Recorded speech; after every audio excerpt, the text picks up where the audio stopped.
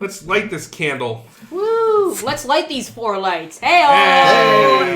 Ah! Ah! 4 lights! Oh, Patrick Stewart's here. All right. No, Just 4 lights. There are 4 skin. Whoa, no way, oh.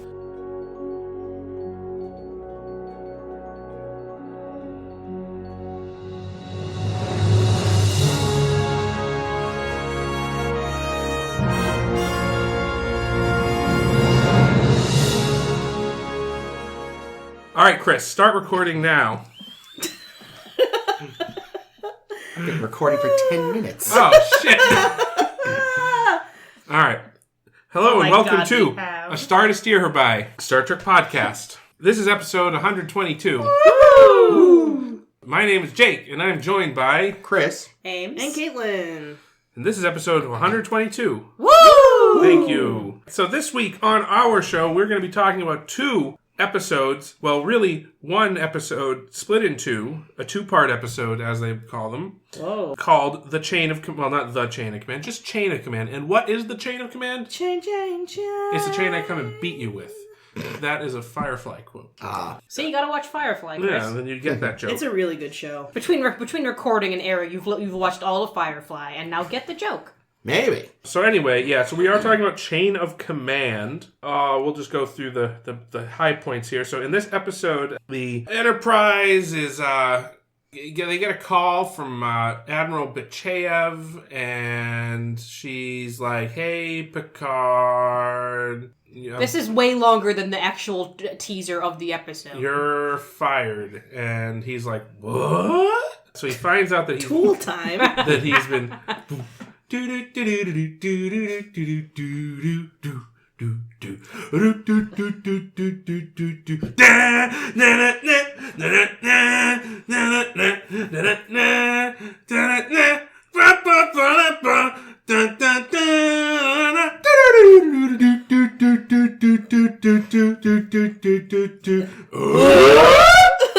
Quite stylish. Anyway, no. so he gets fired from being the captain of the You might have Enterprise to use that for the theme this week. by My God. by Admiral Nechayev, who says, "We're giving your ship to this other dude, Captain Jabroni. Jellico, and meanwhile you're being reassigned." He's a little bummed out about it, but he's like, "You know what? It's a living." So we meet Captain Jellico, who's the new captain of the Enterprise. He's the president of OCP from RoboCop. Was that right? He was not the head villain in...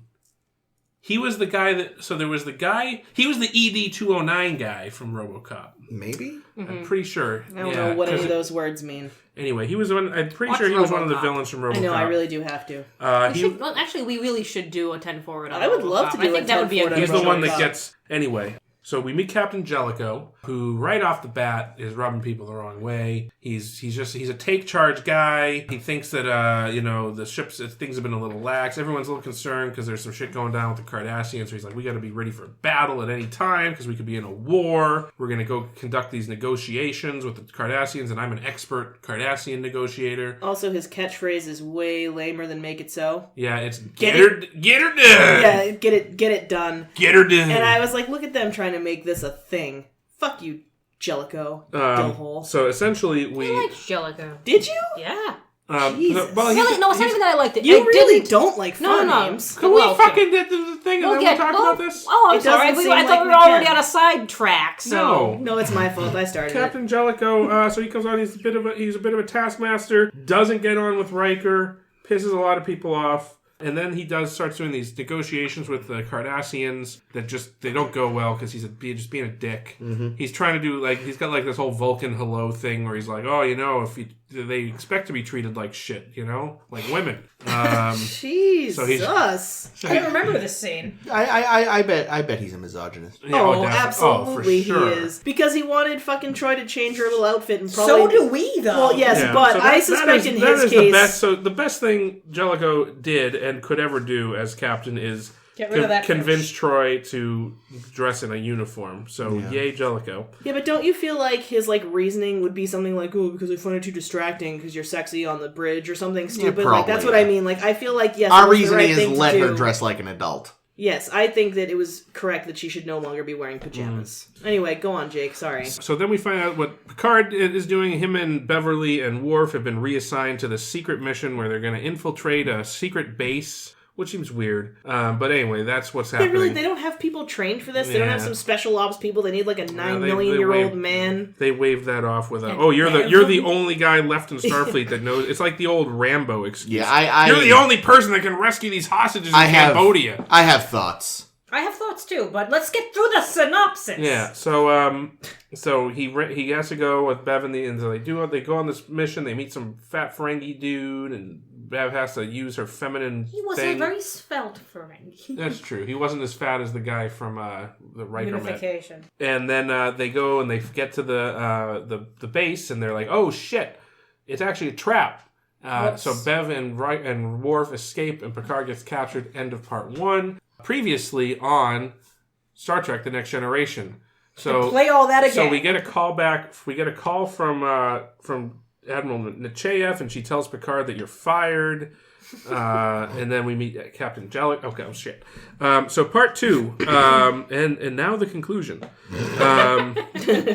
The exciting conclusion.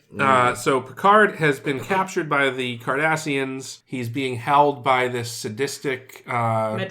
Madred? Something like that. He's He's mad and he's red. Yeah, he's like this kind of sadistic interrogator guy, who's really toying with Picard, wants Picard to give him some secret Federation information that it doesn't even sound like Picard has. And he knows he doesn't have it. And he knows because he drugs him, but then he also starts playing mind games with him and starving him and hanging him up. And he's trying to psychologically torture him. He keeps making him. He has these lights on his wall, and he's like, "Hey, Picard, how many lights are there?" And there's clearly 4, but the guy's like, "No, there's 5 because I can't count." And yeah, that's why, because he can't count.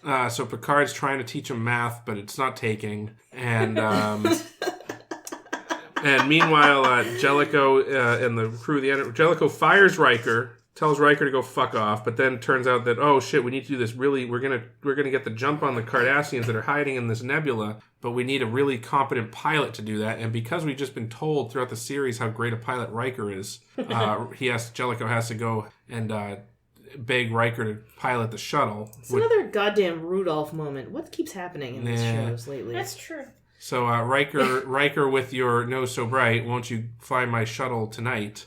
So he flies a shuttle, he plants these bombs, and then Jellico has this gambit he plays. He tells the Cardassians, "Hey, you know what? We're gonna blow you up if you don't leave the nebula, and give us back our Captain and you Picard. gotta give back Picard." So they get Picard back. He's traumatized. We also want those egg things. He wasn't crazy about the torture. But he does 3 out of 10 would not. He does get his old job back. Worst Airbnb ever. So I'm gonna plant my flag early. Whoa. Hot? This episode mostly sucks. Oh. Part 1, not good.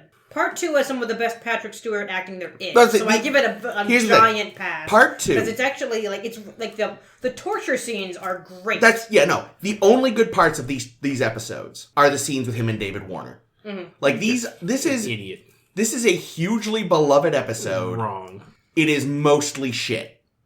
I wouldn't say ludicrous. shit. I'd say there's a lot of fat, not even fat to trim. I don't even know. It didn't need to be a 2-part. No, it definitely did. I think part 1 just should have been different. And here's where I got stuck. Because most of part 1 is Picard, Crusher, and we'll say this right now, and we'll probably come back to it, should have been Ro. Playing in some caves. Yeah. And everyone else being like, we don't like the new guy. We're not gonna accept that he does it differently than Picard because we're mad that Picard's not here. So fuck doing our fucking job. Yeah, they were being whiny little crybabies. Jellico. I think Jellico gets a real bad rap. I'm actually pissed because we have the very nice posters by Dusty Abel. They're gorgeous. I think we shared them before. Mm-hmm. The TNG, because there's so many characters, has a good guys and a bad guys poster. And is Jellico on the right? Jellico's on the bad guys. I don't think of him as a bad guy. I think he just does it differently. There have certainly been plenty of evil admirals. There is... But he was not going to go back for Picard. There was one thing that I thought was... Shouldn't have gone back for Picard. Well, there was a lost cause. There was one thing that was kind of shitty, I thought. Like, most of his stuff was like, yeah, it was just a difference in style. But when he was like, I want 4 rotations, and Riker was like, well, I talked to the department heads, and that's going to cause problems. And even then, he's still like, well, I want it. Make it work. And it's like, well, wait. Get it done. Well, I think Hear what the problems are. Are they actually... Are they problems that can be dealt with, or are they actually like going to cause real issue? That was the one time where I was like, you know what, you are being unreasonable. He was just pissed off because he didn't make it happen. But it's like he wanted to discuss it with you, i.e., yeah, he didn't say no. He was going to present you with the issues at hand, and then you guys could figure it out. No, so that here's the thing. He had it out for Riker. I have an excuse. I have an excuse for him on that. I think that was much more a test of Riker than it was actually wanting the 4 rotations that bad. I think he kind of saw that Riker had a bigger role in running the ship. You know, almost a co-captaincy in some senses than Jellico wanted. I think there was a lot of camaraderie between Riker and Picard. Yeah, I like in 2 when they both say, all right, ranks aside, I don't like you. I don't like you either. Here's everything that's wrong with you. They're both absolutely right. Yeah, oh yeah. But again, at the same time, Jellico's the captain of the ship now. And like, I think that the crew, by and large, made fools of themselves, especially Riker, and, you know, just in the way that they behaved. I mean, I still think, though, like, I don't think Riker's initial thing with the rotations was unreasonable. It was, again, there's some issues, we need to iron these out, and he's just like, nah. It was like, you know, you're all about getting this ship ready for combat or whatever. First of all, you're way too eager for combat. But second of all, but you're not gonna, like, listen to everything when this could potentially cause a problem. So you actually are kind of bad at your job. Again, the problem was Riker's to solve. That's I think what Jellico would say. It's like, yeah, if they're going to cause a problem, then figure out how to solve it. This is an issue for the XO. This is not an issue for me. Interesting. There was a point where, you know, it's like, did the bombs get lit? No, did something get the probe get launched? I think. Yeah. And Riker's like, oh yeah, I didn't know you wanted to be informed about that. It's like, of course you did. Why would you not? Well, the other thing too is like, it's weird, right? Because on one hand, I feel that way about the rotation thing. Like, he kind of just wanted Riker to deal with it. And then when you get to that, it's like, oh, he wants to take this micromanaging. Yeah, so which is it? Yeah. Pick a fucking style. You know, that's the thing. You really can't have both. Also, fucking don't hang up your children's shitty drawings in your ready room. No one wants to see that. I cannot take you seriously. I actually really like that was a detail. Get that fish out of my ready room. Well, that's fair. You That's can't expect fine. him to take on someone else's pet. It's not his fish, yeah. But no, I'm sorry. I don't know. I'm just like, look, pictures of your family, that's one thing. I don't want to see your fucking kids' drawings. You don't have to go to fucking... It's not your ready room, bro. Yeah, you don't have to go. But I mean, if I was called in by a manager and like they had all these shitty children's drawings in their office, I'd be like, what the fuck is wrong with you? Dude, people at my office have stuff from their kids all over the place. What's wrong with them is that they have kids. They can't help that. Well, I'm saying, keep that shit in your bedroom. He probably does. He's probably got tons. Quarters, I mean. Kids don't stop drawing when you give them pencil and paper. I know. Also, he's a little old to have a kid that young. I had a kid come and visit who was one of the faculty's kids, and I gave him markers, and he made me a thank you card, and it's hung up in my office, so you can suck it. Whoa. I like a little decorum on the bridge. It's not the bridge. Whatever. It's basically the bridge. It's his office. It's his office directly off the bridge. His personal masturbation chamber. Yeah. No, I thought that was holodeck 3. That's Barclay's. The captain has a private holodeck under the desk. That's great. And it's just assuming it's just a fleshlight, though. Like, it's not actually even a holodeck. It can be whatever he wants. It's just a thing in the desk where you can just slide it in and just be like, whatever he feels. Yeah, I didn't mind this for a show. I actually really like the Jellico arc because I like that we take the crew out of their element. Yeah, I like the Jellico character, and I like that there's nothing wrong, particularly with how he's doing stuff, especially if you like go off Jake's opinion that it's a test kind of a thing, that it's learning like what the capacities of your crew are, seeing as you're entirely new, you swoop in entirely new to this thing, so you can handle this Cardassian stuff, and you don't know any of these people and they don't know you, so you have to clock the biggest guy in the prison yard kind of a thing and make sure they know you're in charge. So while Jellico's been keeping up with the Cardassians, we have Picard and company doing this fucking. This is the part. This is the part that I thought was a little silly. This part's idiotic. The whole. Not only is it people who are not elite commandos being trained to do this elite commando mission, they're training themselves. Yeah, no, it's not like they had that is weird. It's not like they had an expert like. And they're all from the same ship, so really you're fucking the Enterprise up entirely. Yeah. It reminded me of like Armageddon when we could either have Picard teach some elite commandos about this special type of technology. Like even if Picard's the only person in Starfleet that knows about this shit, it would be so much easier to teach a commando, a young spry guy, how to deal with it than to teach. The 50-year-old man how to rappel down a fucking crevasse and a woman. I mean, come on, people. Let's be realistic. Get one of the other two people who are retired. Have them teach your fucking commandos. They're not doing anything.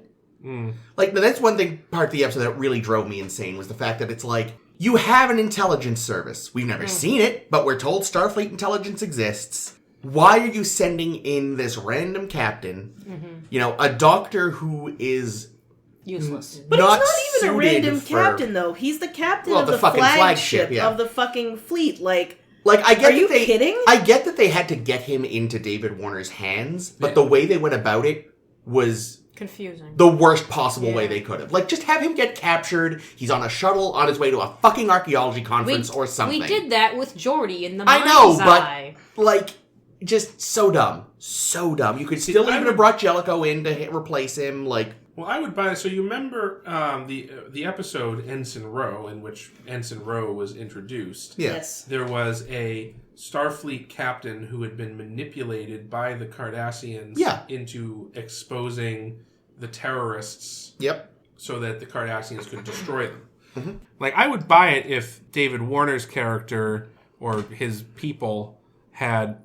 done something to manipulate the situation to trick Picard out. But I do not believe that the sequence of events are like, oh yes, we knew that you were the premier expert. Like Nechayev was the one who picked him, basically. Yeah, so unless Nechayev is a double agent, or which is not out of the question because she's nasty. Probably, she's a Starfleet admiral. She's an idiot. But the thing is, she's okay. I'm going to go on a little Nechayev thing here. Are you going on this thing because she comes back as a character? Well, yeah, she does. Spoilers. Right, so we're not going to know what Jake's talking about. Well, no, I'm not going to even talk about. I'm just going to talk about Nechayev gets a lot of shit, and there is a pejorative term that's not very nice that people call her. It's Bitchayev. Yeah, you called her at the beginning by mistake. I know. Mistake? I know. It's not, well, I thought it was a mistake. It's not a mistake. But Jake doesn't make because that kind of mistake. I mean, she's a total bitch.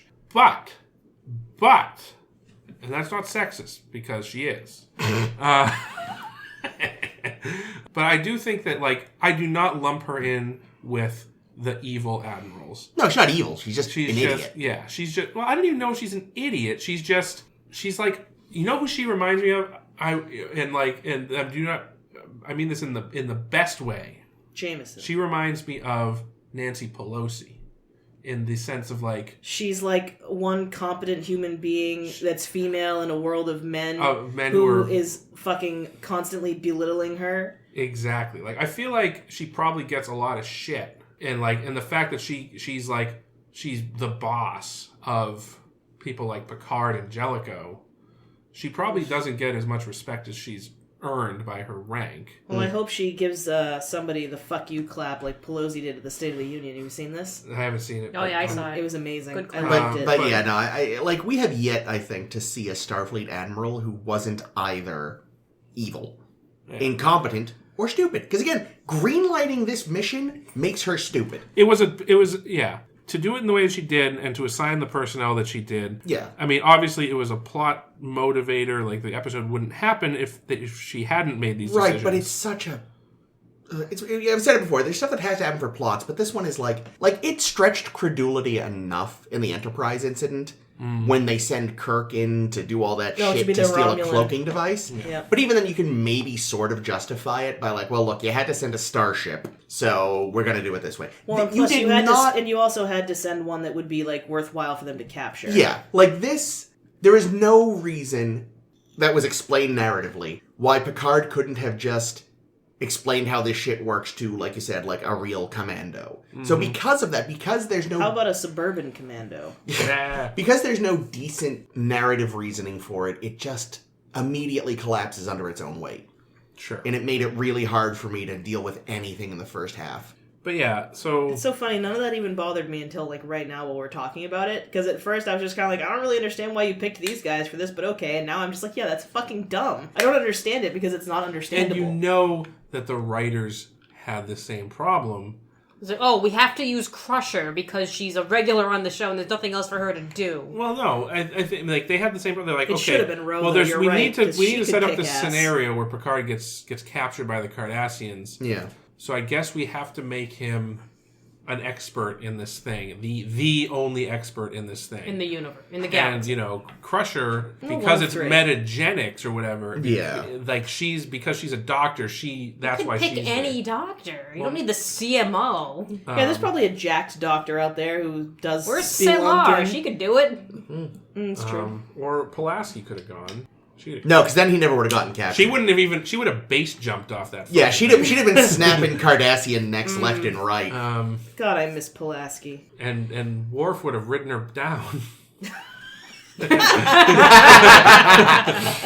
Oh, God. Oh, man. I hope they had some nice goodbye sex before she left. I hope she's just getting stuffed full of crumpets And by then, like, Moriarty. there She's is also just some, in the like- holodeck and hasn't left. And there was some needless Would you? drama with like the cave-in. Oh, yeah. Like, I Beverly!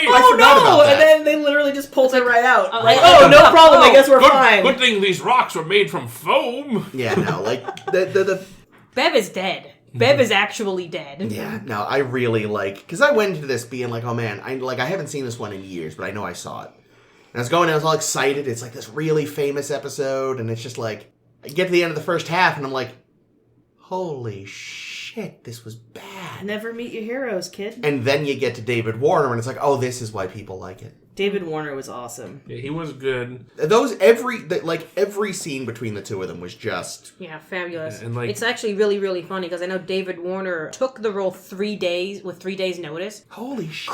Didn't get the lines memorized in time, so they had cards up that he read from. You can't tell. No, 'cause you he's that can't. fucking He's a good actor. Who I was mean, who was supposed to do it originally? I didn't see. So this is his third appearance, I believe. Third appearance. Yeah, Yes. Star Trek 5, Star Yeah, Trek but 6. I'm trying to think. I don't think there's any other. Yeah, so he was in Star Trek 5 where he was just a dude. Yeah, basically. something St. John. A human. And then you have obviously Chancellor Gorkon in Star Trek 6, which was a small-ish part. But significant. But But, very significant and very well done. He had a great death scene with Doc. Yeah. You know the last of the great house leaders probably. Well, I don't know. Asbator might be fine. Who knows? Either way, by the time they tear by her the to time we pieces. get to Kempek, the spirit of Gorkon has very much left the Klingon Empire, and I can't imagine there would have, because Kempek was pretty fucking old. I can't imagine there were too many in between Asbator and Kempek. But who knows? And then we get this role, and and this is really what he's, I think, most remembered for in Star Trek is doing this. Yeah, even under all that makeup. Yeah. But yeah, really great. And this, for me, this is the episode where the Cardassians kind of cement themselves as my favorite. Baddies. Yeah, my favorite adversarial species. What specifically about this? Because they're just so wicked.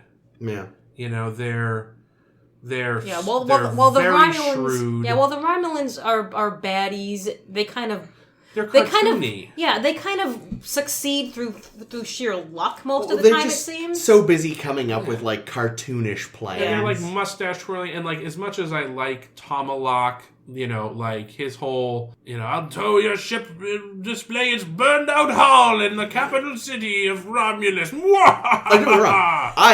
I love the Romulans. Yeah, the Romulans are good, but like... But their schemes are so convoluted. You're like, how does this ever work? And like the Cardassians, though, and like I feel like Cardassians at the beginning, like even when we first meet the Cardassians, they're pretty good. Like Do we first meet them in Ensign Row? No. When do we meet them?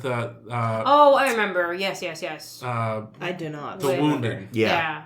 With the Captain Maxwell? Is that the one Yes. where O'Brien Ben becomes Maxwell. friends with a person? Yeah. When O'Brien gets and to like be so super they racist. started out strong. Yep. And then we see them again in Ensign Row, and they're good. Yep. And then we see them here, and they're phenomenal. Like you have David Warner, but even the guys that are in the negotiations. Oh, the main guy who's like the leader of the. Yeah, he just had some great. I liked him. He had really great like facial expressions and stuff too. Like So like every time to date that we've had chance to see the Cardassians in action, they've proven to be really great as adversaries. What probably helps is that because they weren't, I mean, maybe at this point they were since they knew DS9 was coming up, but at least earlier it was like, it wasn't this conscious effort to make a great new villain, so they just wrote them more naturally. Like, before they wanted the Ferengi to be a villain, and wow, That was well laughable. done, Not guys. work. And you see that a lot with, like, I mean, in you know, it's a bit of a, you see it in comic books a lot, is like, a lot of the characters that really, really catch on and become repeat villains are not necessarily the ones they were, like, banking on. You know, very rarely do they sit down, because they create new villains all the time, obviously. But you feel like when they sit down and, like, they're clearly, or they state that they're sort of trying to make a new, big, recurring bad guy, it almost always fails. Yeah. You know, like, I feel like one of the few times I can think of where they were like, we set out to make a new major villain and it worked, was Ra's al Ghul. Like they said when they created him in the 70s, their hope was that he would become sort of a major Batman figure, and he has. Mm-hmm. But like a lot of the others, you know, the Joker at his first appearance, they killed him at the end. And then people were like, wow, we really love this character. And they were like, oh, he's fine then. good thing he wasn't really dead. Yeah. You can live through anything. So I guess that was their boner. So, you know, I feel like it's kind of a similar thing here, where it's like at first they were just like, all right, you know, we got to come with these guys for this one story. And then they brought them back to that other one, because I think, Ames, you said they were originally going to do the Romulans, but felt like they'd overdone it. Oh, that sounds right. With Ensign Rowe or whatever. And so by virtue of that, they then become... They stumbled upon, these guys are just working. Let's actually keep developing them. And because they decided, fuck it, these are the guys, Let's instead get of the Mark Romulans Lamo. that did the And like invasion of Bajor, you know, they end up by default becoming a major figure in DS9. Well, and I think so in this show and in their previous appearances, they are villains. Yes. You know, they're even in the Wounded. The implication at the end is, they were being... Maxwell was right. He Yeah. just went about it the wrong way. Yeah, it's Yeah. like, they're probably this and bad. they're definitely, they were occupying the Bajora, and they were being shitheads to them, and then in this show, they're obviously evil here. Mm-hmm. So they're not doing a lot to give them a ton of depth. But I think that the quality so far that I like in them is their shrewdness. Mm-hmm. You know, that they're masterful manipulators of what they need to do. Yeah. So and spoilers a little bit, but once in DS9 when they are the at least for the first several seasons and for the whole show really, they're the main adversary. They're given a lot more depth. Yeah. Yeah. Which I think really serves the characters. It really serves the stories. And it's interesting because they're not always, and maybe this is just me looking at it with a jaded lens because they're fucking gorgeous to me. They are, aren't they? Is that they're not only evil. They like, you can see through and realize there's a reason, there's a rationality behind this that you think what you're doing is right. Well, yeah, the villains are always the heroes of their own story. Yeah. And it's and very clear that's the case with them, which is nice. It takes good writing for that to be clear in fiction, though. Because otherwise, we need a baddie. Here, you're just bad for reasons because we need a baddie. I love being bad. It's that Bluto song from Popeye. I mean, that's it, yeah. Terrible song. I've never even heard it. I only know it because you've told me about it. But I really do like the Cardassians. Yeah. I think they're probably my favorite recurring villain. So far, I would agree. And for me, they only get better with more times interact and see them. Yeah, but this is really clearly a major moment for them, and it's executed. The stuff with Cardassians is executed very, very well. Yeah, and I also think that that this did. I think we talked about this last week, where these episodes did come out before DS9, but they are the last TNG episodes to air before DS9. Like before DS9 came out. So I think that was smart because I don't think they originally intended it.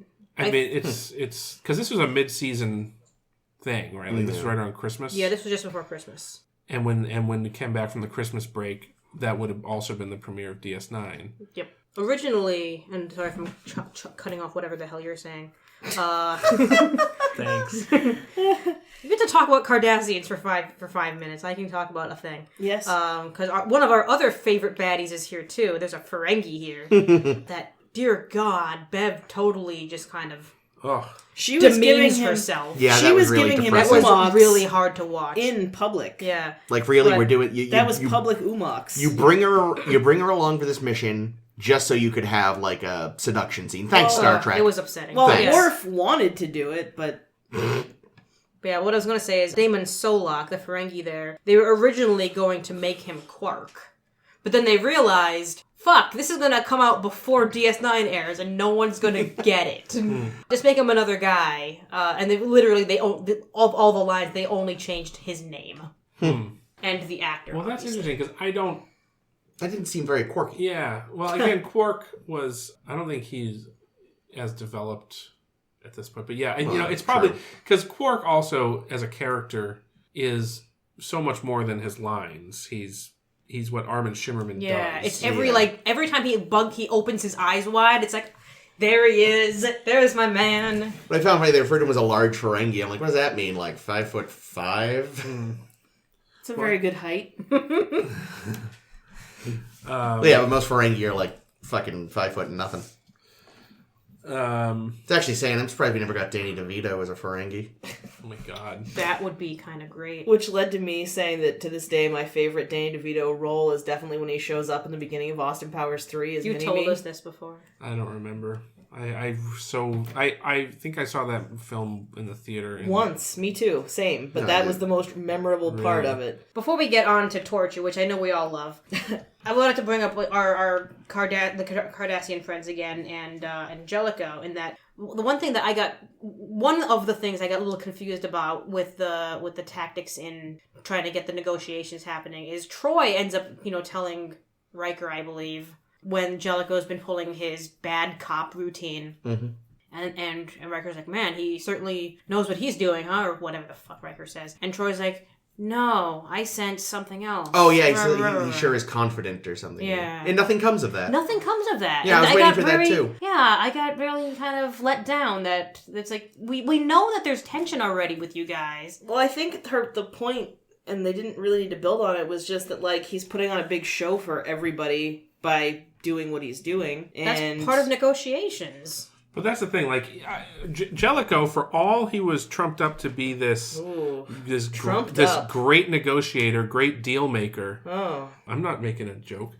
And then it turns out that he's actually terrible at... He's very bad at making negotiations and deals. And then the way he... If your negotiations end in you having to threaten to blow someone up, you've probably fucked up. Well, yeah. So like that... So he doesn't end up making any kind of deal. No.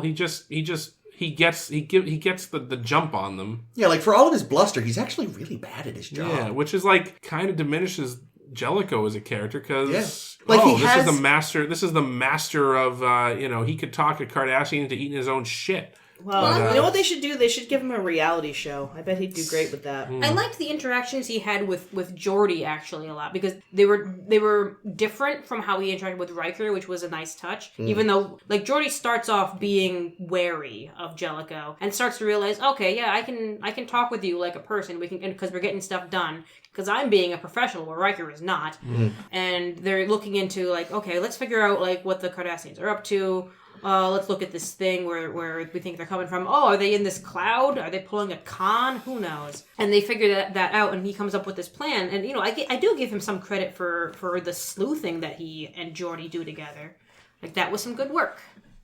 So, there. I like how Data immediately turns into a little brown noser for him. Well, he's not trying to. Oh, yeah. He doesn't think to Why? I know. He just does his damn job. Can we just all agree, first of all, though, that Data looks terrible in red? He does look terrible awful. in red. Really I thought he bad. looked good in red. No, I hated it. Really? He's the only person on the entire planet who can't... Well, he's an android, but red was not good for I him. thought he looked great in red. I think he belonged in yellow. Yeah. I might be okay with blue, but Yeah, I could see blue working. Blue You know would what, work. so it could just be that because there's an episode in the future where we see Picard in blue, and that looks way wrong. So, Really? Well, but Troy went from that fucking purple pajama set to actual blue, and she looked great. she does look great. Yeah, but she was cool colors, right? She was always wearing blues and purples. Fair. Whereas yellow to red is Are those both warm colors? They are both warm, but it's a big jump, I think. It would be she like wears a lot of like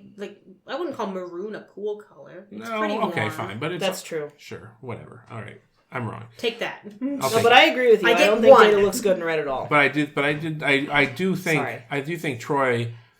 I think Troy, as much as her previous outfits were, supposed to be, I guess, sexy outfits, I think she's way hotter in the uniform. Agreed. She does. She's smoking. It fits her form better. Yeah, she looks like an adult. The black stripe. I mean, the black stripe makes everybody look like have that nice curve. I don't know. Even Riker. I don't know if this is true, but I remember reading something about how Marina Sirtis had basically begged I wouldn't doubt it. Rick Berman for years to have a regular uniform, but he's insisted on keeping her in that, and then He fucking would. And then finally, she managed to convince him to use this as an excuse to get her to not have to wear the shitty clothes anymore. I'm sure Rick Berman's a fucking sex pest. Oh, you know what I read, which is hilarious. Sex pest. Is reportedly Patrick Stewart hated having Livingston in his ready room. He rationalized it something to the effect of, he doesn't think Picard would have a caged animal. I just think he thought the fish was upstaging him, but Fish did some great acting. So he was hoping maybe they wouldn't put him back. Maybe, yeah. I think it was kind of a nod to Patrick Stewart saying, "There, we got the fish out. He's coming back, but we got him out for an episode for you." I mean, I'm sure even other. I'm sure directors would love to have gotten rid of him because you got this big fucking reflective thing on the back of a set that must be a nightmare to shoot around. I know, and continuity with the fish. How do you do that? You don't focus on it too often. Maybe the fish just lived there. In some shots, the fish is upside down. What's up with that? Somebody forgot to feed Livingston. I do wonder how you feed Livingston because getting into that tank can't be easy. Sure, they just beam the food. Yeah. There's a replicator on the top. Well, there we go. It just goes right in. Oh, my very first note when we're talking about bringing a negotiator in is, another mediator, eh? Troy's gonna bone him. Oh, no. Yikes. Not this one. Yeah. Yikes. Could have seen her getting down with that Cardassian, though. She has some standards. I don't know, the Cardassian was hot. I meant Jellico. So how much do you think how sour do you think Riker was getting passed up?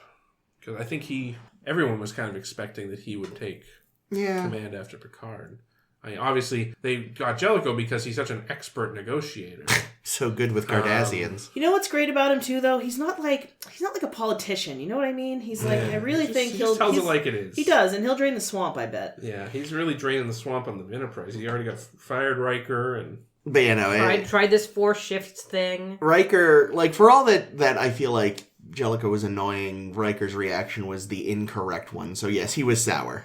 Oh, and thinking about the 4 shifts thing once more, it reminded me of this problem that was in The Sims. I want to say 3, but it might have been one of the other ones. Where if you took a certain career path and your sim got promoted, suddenly the next job level up the job would literally start the second that it ended just now. So your sim was stuck at work for 2 shifts in a row, and by the time it was done, the sim would be drained of energy and happiness, and you would just get home and pass out on the lawn. And that's what would happen with the shift thing. Probably. Well, that's what I was thinking too. It's this new shift had to start in 2 hours, and it's that fucking sucks for whomever's already been at work for 6 hours. Well, yeah, I was trying to figure out how. So the 4 shift rotation, does that mean everybody's working 1 6-hour shift instead, or are people working 2 6-hour shifts? Who knows? Or are you working 2 6-hour shifts, but only every 2 or 3 6-hour shifts every 2 days? I'm trying. Do they have weekends?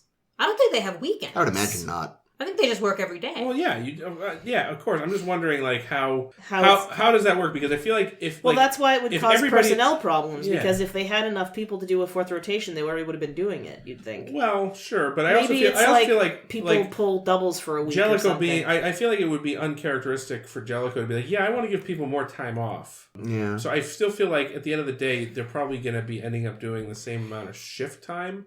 It just might be a scheduling nightmare because you're basically trying to get, like, for example, if you're trying to get, 3 shifts in over 2 days, so that works out to 9 hours a day, but it would be very irregular. Yeah, no, it doesn't make a lot of sense. You wouldn't always be on shift A. I think Jellico might just be an idiot. Well, I'm guessing he has a system.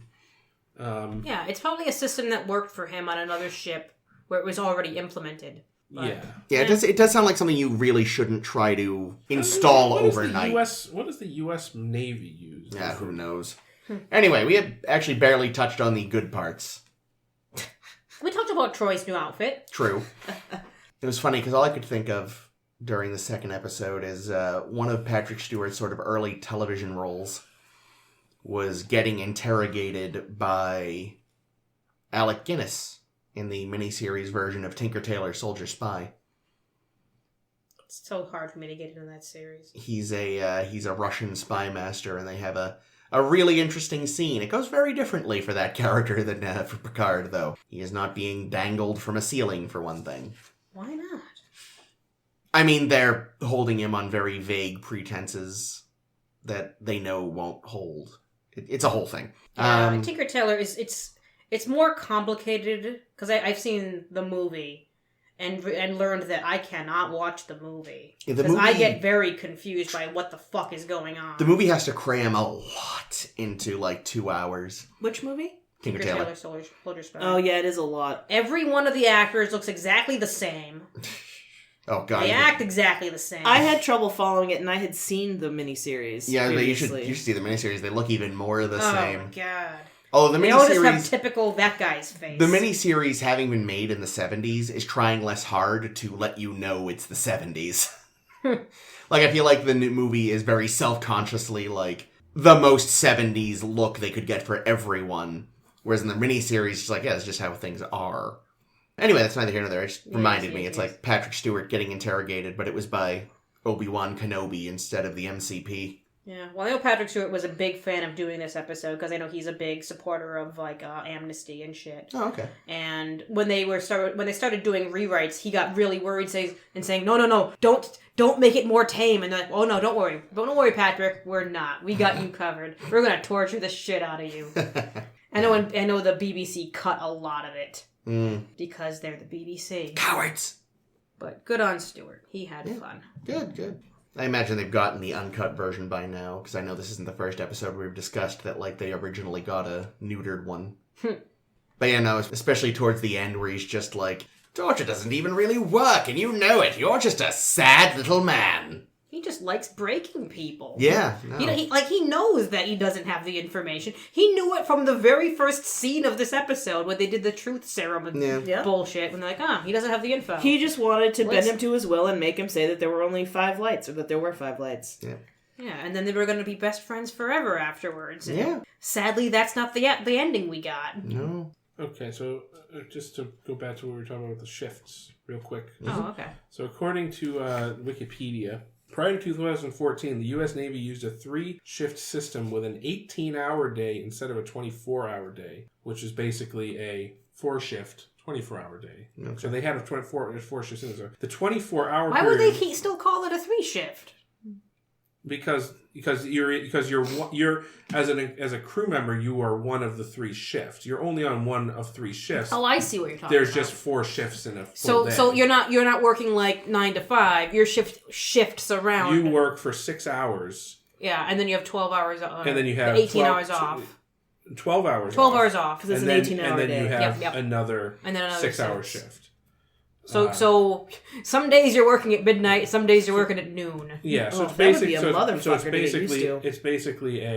12 on, 12 It's basically what they were doing to Patrick Stewart and fucking up his internal clock. Yeah. So, but I think that's mostly for, like, because I guess on submarines it doesn't really matter Yeah. anyway. That's Once true. your circadian rhythm will adjust, but there's Yeah, no isn't day and night to deal with. Isn't your circadian rhythm like technically long? Like, I think it's supposed to be longer than 24 hours. Couldn't tell I think you. it depends on your body. I think when they've left people like in like rooms that don't let you have senses to the outside world, no clocks or fuck all. They naturally like start living on like a 25-hour day or something like that. Interesting. I could have that off a bit, but it's something like that. That just proves that humans are stupid. Bajor has a 26-hour day. Mars is off by a couple hours. It's also a lot smaller than Earth, though, so True. Makes sense. More Martians, though. Tons. And more Martian mellows also. Oh. I get it. Marshmallows. Marshmallows. That's the joke I was actually trying to make. I just fucked it up.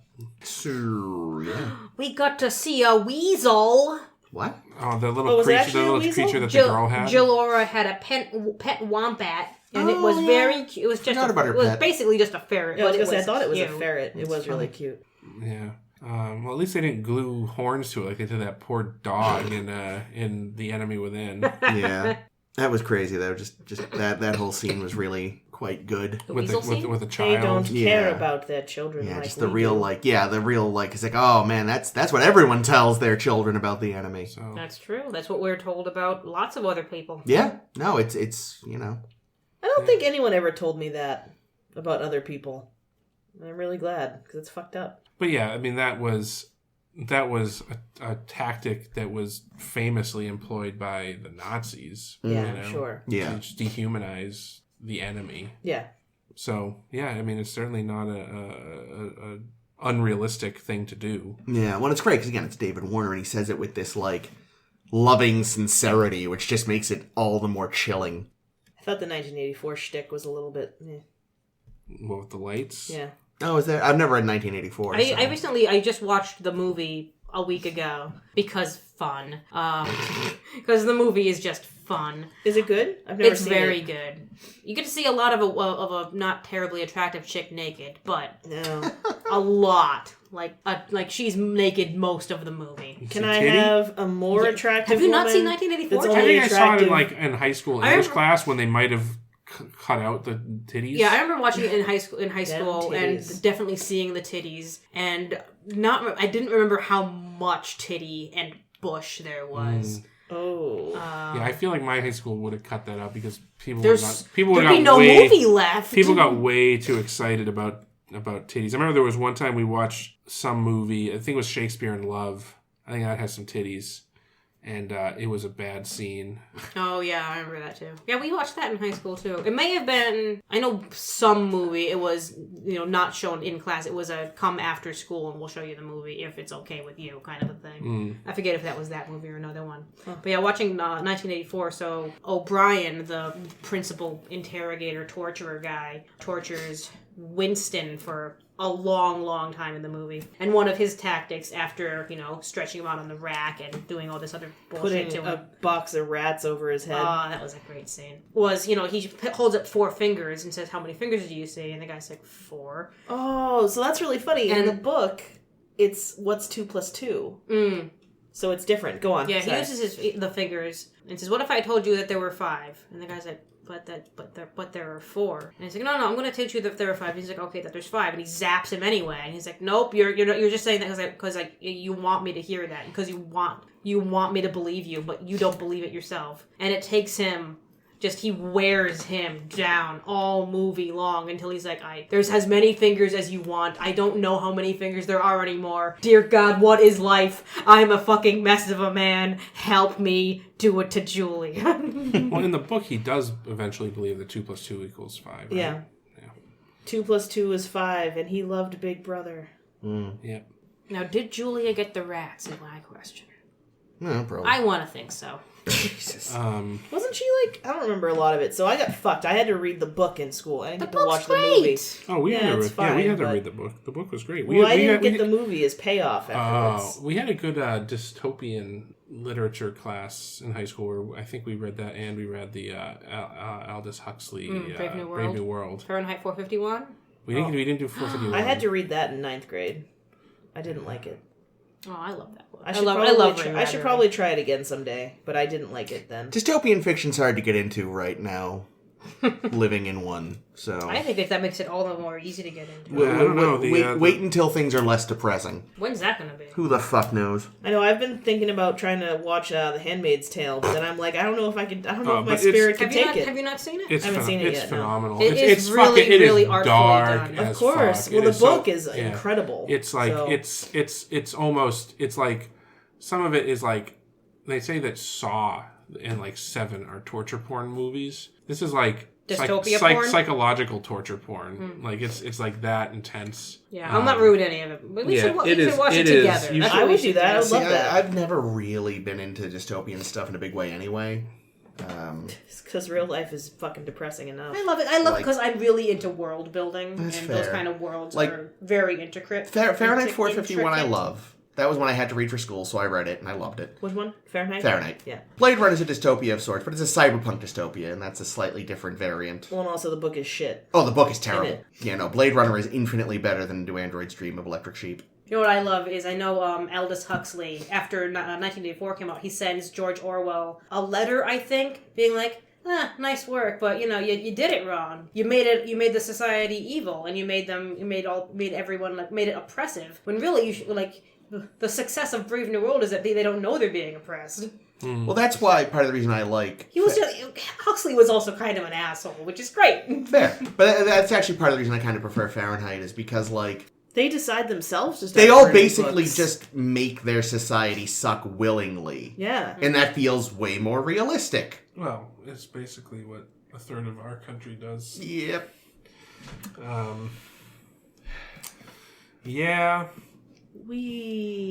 Well, this has become a depressing tangent. Anything else David to say Warner. about this? David Warner is great. Even though I always know it's coming, Picard's screaming about lights gives me chills every time. Oh, it's so good. He's so great. That was well. The thing is, I couldn't remember if he ever gave in or not either. So for me, He almost did. But he does. But he does say at the end that he saw 5 lights. Yeah, but he still said it. Do you see this man, Caitlin? Yes, I see it. For those of you at home, Why do you hate that mat so much? He has pulled more things off of his mat, and now he is fondling his nipples with 2 of them. Well, I was thinking more like they were representing his very long, elongated nipples. Don't touch me with those. Jake's rubbing his nipples all over Chris now.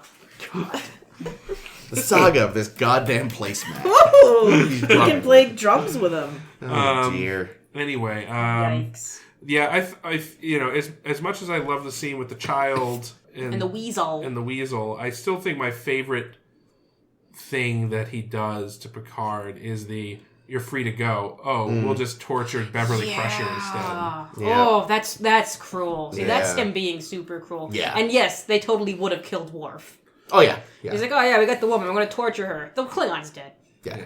He wouldn't put up with it, so we just killed him. Yeah. I'm like, yeah, they do that. That seems right. Yeah. Someone should splice this episode in. They should cut right before the guards come in, and then splice in him waking up from the inner light. And they're like, how long? 20, 25 minutes? 25 minutes. No, my favorite moment is after Madred has been talking about his childhood bullshit. Oh yeah. And then he calls him Picard, and just the glee in Picard's face, like, I got you to call me Picard. Yeah. That little pain gadget that he had. I thought it was gonna, forgetting what happened in this episode, I thought it was gonna pull a Lost and it was gonna be a ruse.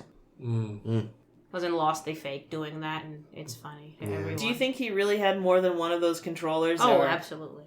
I just wonder. I mean, I feel like he only left it out so that Picard would try and go for it. Yeah. Like nothing he did was an accident, other than when he got flustered in that one scene. Yes. Yeah, when he said too much. So now we gotta go. What we've had Assimilated. We've had... Oh yeah, Troy cannot fucking therapize this guy enough. We've got Inner Light, and now we've got Tortured by Cardassians for God knows how many days. I think they just at this point need to wipe him out and start over. Yeah. Andy was a kid for a day or two, which... Picard hasn't had a And he was in an elevator with kids. Yeah. That's the worst. Yes, that's seriously. the worst one. That's why Madred couldn't break him. Like, it's still better than that time with the fucking children. And he ruined O'Brien's life, so he must have guilt from that. No. What? He performed the wedding. Oh, I knew that's what you're talking about, but I don't think he has any regrets. He's probably like, good, they'll be off my ship soon. Sweet, sweet Picard accent. Yeah, the only regret of this episode for me might be that... Both of them are part 2? Well, just in general, just that, like... It does have flaws. I forgot the flaws. Well, there's definitely some flaws, but I also think it would have been interesting if O'Brien was still on the show, because he has strong opinions about Cardassians. That's why I really wanted Ro to be in it. Yeah. Ro would have been good. Ro would have been better than Crusher in nearly every way. Yeah, I think Ro or O'Brien would have been great in this episode. Yeah. Like, because O'Brien could have had some moments with Jellico. Yeah. Riffing on the Cardies. Yeah. What? You hate him too? Great, let's have as many shifts as you want. No. Yay. 98 shifts as long as I get to call them spoonheads. When does he call them spoonheads? I don't know if he ever does, but it is a term we'll hear eventually. Yikes. Yeah, no, it is a slur. Spoonies. Cool. Well, anything more on that which is dead? How many lights do you see? That which survives? I thought it was quite good. I I liked it. Actually, from this angle, I can literally only see 4 active lights. Oh, there you go. And another 3 that are off. There are 5, bitch. All right, well, cool. Well, so this was our coverage of the Chain of Command. Yeah. So that was something. I mean, some mixed opinions on this one, but I think, Which was a surprise. Yeah. Yeah. Amazing Patrick Stewart stuff. Well, next week... Yeah. I know the producers tried really hard to get him a Emmy nom, I think, and did not. That's like we said a few weeks ago. They don't give it to sci-fi. They don't give it to genre stuff. Nowadays, the tides are beginning to shift a little, but back then it We was would just definitely a win no-go. for that shit now. It was amazing. Yeah, I'm really looking forward to the Patrick Stewart series, because... If only because he's going to bait the hell out of the committees. Hopefully. It's like, look at me, I'm still great. Hope Gritty's on it with him. That's the thing. Picard and Gritty. My big concern is that he doesn't have it anymore. That he's aged out of it. Patrick Stewart has? Patrick Stewart will never age out. So I haven't... on Wolverine is the one? Logan. Logan Logan is the one that... But he was playing a Dr. X feeble on? old version of himself, of Professor Yeah, X, but that's proving how awesome who he had is. lost his marbles. I'd be fine with that. Now, yeah, we could have, This irradimatic is, the inner light has Picard. finally drove him nuts. Yeah, so there is. Oh, that's right. He's got Sarek's brain. He's got Sarek's brain. He's got Cayman's brain. He's got other Locutus's brain. Brain, what is brain? That's right, he's mind melded with both Spock and Sarek. Yeah, there's just too much going on in his head. Yeah. Livingston. So anyway, I am looking forward to the show. I just hope it lives up to expectations. Because the expectations are fucking sky high. I have 0 expectation, which means no matter what I'm it keeping is, mine super Well, see, level. the thing is, like, I feel like people were hyped for Discovery. Yeah, I want it to be because, better because than it was Discovery. like it was the first Star Trek in over a decade, the first Star Trek show in over a decade. Ugh, fucking Kelvin's time. And then you have but then this show, it's not just and I think a lot of people were disappointed with Discovery, for better or worse, for whatever reason they had. And the Discovery tried to compensate. And then but then you have this show, which is like, not only is it a beloved character, there's just such a great risk. So I think it's good to keep your expectations low, but I don't think that's going to change the fact that there's going to be a shitload of hype. Oh yeah, no, I mean, like, I'm personally going in with very subdued expectations, but you can already tell a lot of the nerds have gotten themselves too worked up, and no matter how good it is, they are going to be disappointed. Of course. Like, even if it is excellent, it's not going to be what they... The problem is way too many people just want another TNG, and they're not going to get it. I think That's not how television is these days. I think the one thing, because I just read today that the head writer, like one of the writers they got, is the same writer who did Rick and Morty. No, that's the cartoon. That's the cartoon show. No, he's the same writer that did the second short trek, the one with Calypso. Oh, Calypso? Calypso. Oh, that's the best one. Yeah, there was some quote by him where he went in. So the showrunner Alex Kurtzman, who's also the showrunner on Discovery, had this guy come in to talk about doing Star Trek for writing for the Picard show, and the guy basically, according to this quote, was like, yeah, you're totally doing it wrong with Discovery. Here's how you do it. And then the quote was like, basically... Can you send me this article? I'll see if I find it, yeah. Find it. So that gives me some hope. But then again, oftentimes, even having a good writer, network interference and other nonsense can fuck things up. So we'll see what happens. I'm hopeful, but yeah, I wouldn't get your hype up too much until we actually see it. Try and stop me. All right. Well, anyways, folks, that's it for these episodes. And next week on our Star to Steer Her By, we will talk about 2 episodes of the Star Trek Generation next. Yay. First, we will have the return of a beloved crumpet stuffing holodeck character in fun! Ship in a Bottle. Nice. Ship in a Bottle. Pulaski better join him. No, she So we get that. So that's a little fun one. What? Can we just not do Aquiel? I've never. I think that's why heard we of that have to one. do Aquiel. Oh. And Aquiel. So it's a good episode, is what you're saying. Oh Amazing. my lord. The best. It's the best. It's going to be on our top. I just, it's so much such a moving. It makes the inner light look like a Adam Sandler film in terms of like quality and emotion. And, like you're I love the example you cited. I'm just trying to think of the worst thing imaginable. We've lost all our listeners now. Yeah. No, it's truly a magnificent, truly outrageous example of Okona? Aquiel. Oh god. All right. Well, we'll talk about it next week on A Star to Steer Her By. Until then, find us online, Star Trek, The Star to Steer Her By. That's the name of our show, where you can find our search. That's what you should type in the search bar on Facebook.com. If you're on Twitter or Tumblr, you should type SSHB Podcast. SHIB Podcast. And if you're on the regular internet, type in SSHBpodcast.com. And that goes to our Tumblr still. Yeah. And if you're on iTunes, type in A Star to Steer Her By Podcast. You can also do that on Google and on SoundCloud. And if you're on any other podcast thing, you can do that. You can type you know the name of the show. I guarantee I don't need to tell you every week what these things are. But I'm going to keep doing it because, Because it makes Caitlin laugh. it makes everyone happy. And that's what I do. I'm the Captain Jellico of this show. Getting rid of fish. Putting Troy in a good uniform. So anyway, that's all we got. My name has been Jake. This has been Chris. This has been Ames. And this is always Caitlin. There are 4 shifts! Nice.